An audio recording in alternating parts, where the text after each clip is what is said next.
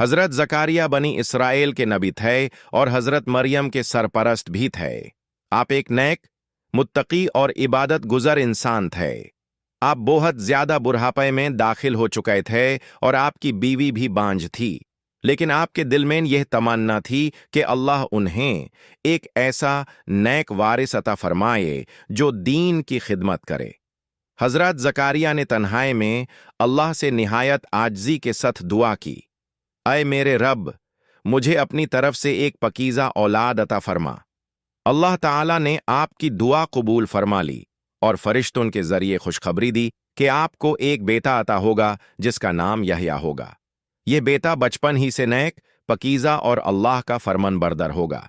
यह अल्लाह की कुदरत का एक अजीम मोजज़ा था कि बुढ़ापे और कमजोरी के बावजूद हजरत जकरिया के हाँ औलाद हुई। हजरत यहया बराए होकर नबी बनाए और हक की दावत दी। हजरत जकरिया ने अपनी पूरी जिंदगी अल्लाह की इबादत, सब्र और इखलास के साथ गुजारी। आप हुमैन ये सबक देते हैं कि अल्लाह से मांगी हुई दुआ कभी जाया नहीं जाती, चाहे हालात कितने ही नामुमकिन क्यों ना लगें। हासिल कलाम हजरत मूसा हुमैन हक के लिए दत जाना सिखाते हैं।